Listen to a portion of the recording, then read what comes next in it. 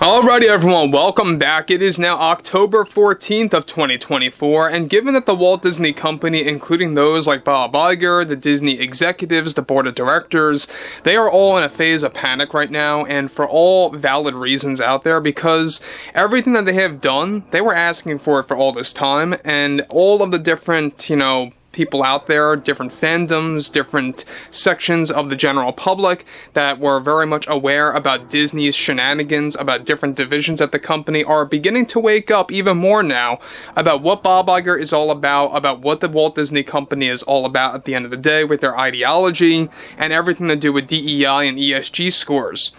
This is Mike Zero. Subscribe if you're new and like this video to see future updates. You can also follow me at Mike01. I thank you also very much for the great and kind support. So focusing on Rachel Zegler, there's a lot of things going on right now in the midst of the upcoming reshoots that are being planned as we speak. They plan to begin those, by the way, by this December. A lot of pre-planning is happening right now by the Disney Company in a last-ditch effort to really turn things around for this film after the 6th screening of Snow White 2025, the test screening, failed miserably. So let's dive into this further. Now, this comes a little bit after the Captain America 4 test screenings actually failed one after the other. It's not looking good at all for them as well over at Marvel. We'll have a lot more to talk about that later in the week, so stay tuned. But what's interesting about this has a lot more to do with how Disney recently took action yet again against Rachel, and she's not happy about it one bit. So, to really kickstart things here, alright, on top of all of this, with the executives at the Walt Disney Company going through multiple setbacks and issues related to the many failures for all the Disney divisions, one monumental development going on now has more to do with Rachel Zegler and what the Disney Company recently did after yet another failed test screening took place for Snow White 25, just before reshoots are set to begin by this December. Now, a crucial update to this scenario involves how Disney decided to delete and axe 3 lengthy songs by Rachel Zegler from Snow White 25 that were reportedly written by Rachel Zegler herself and supervised and edited by Greta Gerwig, the writer of the film. These songs performed poorly and were labeled as abysmal from test screeners to the point that Disney executives were left with no choice other than to scrub the songs that Rachel had written with Greta Gerwig. This also was a decision made after Zegler's behavior behind the scenes toward Gal Gadot and how Zegler was creating a toxic working environment yet again, just before reshoots. Now, with Rachel's 3 major songs now scrubbed from this movie that were going to focus on how Snow White is a warrior, along with a song about Snow White with her actual original name and how she survived the snowstorm, the other song that was cancelled involved what was described as a cringeworthy performance by Zegler singing about the 7 dwarfs. Now, Zegler was said to be furious over Disney's latest decision and even got into multiple arguments with the Disney heads. As of now, the actress reportedly had a minimum amount of songs in the film. Beforehand, this film was almost near labeled as a full-blown musical with the amount of Zegler songs that were in there. In addition to all of that, these songs are also now not going to be performed live by Rachel at different events as part of the upcoming Snow White press tour, along with how Disney executives are already in the process of canceling Zegler performing at the Snow White world premiere. That decision was reportedly just finalized, and she is already having a very difficult time accepting what Disney recently did. Bob Iger and those high up at Disney also canceled multiple interviews scheduled that were going to involve Zegler on live television, and pre-taped interviews as well that were canceled outright. Around 10 of those were actually canceled by the Disney executives. Now guys, let me stop here before I move on now.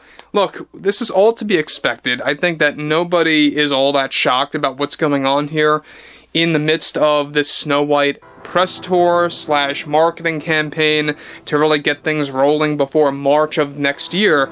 You don't really have that much longer to go if you really think about it in the grand scheme of things by Disney's perspective.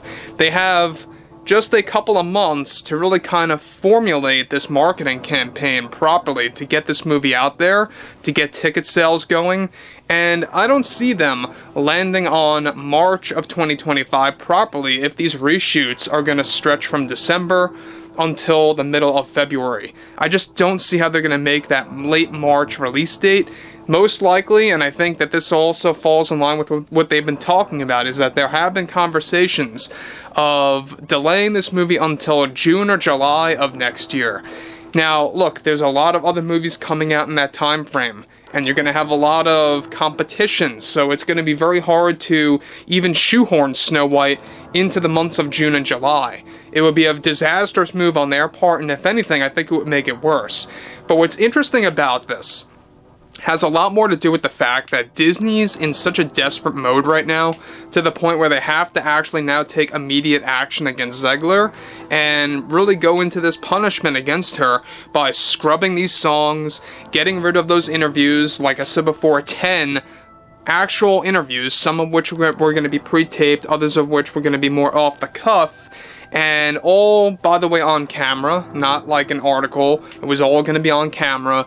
And this was going to basically be their way to kind of make Zegler more recognizable to the public, and to really do this desperate move to get the general public to become a little bit more familiar with the actress. Now, this is where things begin to unravel even further, alright?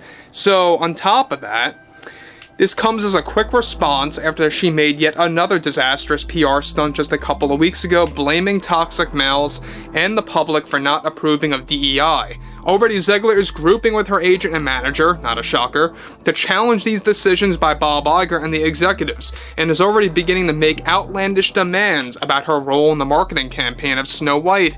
Those part of the marketing team now are also in the hot seat, after the previous team was laid off after the trailer bombed, and didn't agree with the public. Already, Rachel is in panic that this film could potentially end her acting career for good. And look, as far as I'm concerned, guys, I think that nearly every movie that she's been in has been a bomb, or has not really agreed with the majority of people that actually saw whatever she was in. I mean, when you look at her performance from start to finish of all the projects that she has been, more often than not, they were failures. And some of which were not related to actual Zegler's performance, others of which were done by the studio and how they created those projects. But it's interesting to me that there's a lot of things going on with this film in particular. Now, we talked about this. This movie is so unnecessary. It is overfunded.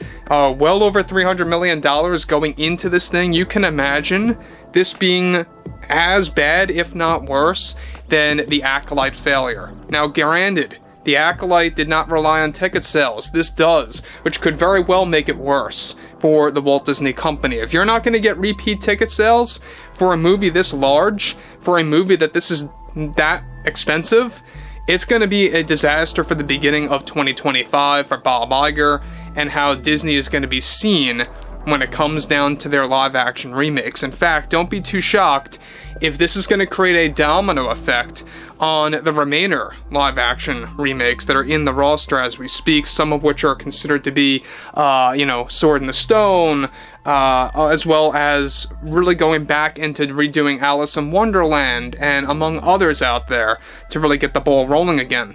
But overall, I would like to hear what everyone has to say about this below in the comments, and if you guys did enjoy the content for today, make sure to drop a thumbs up on this video to support the channel, and I will catch you guys later.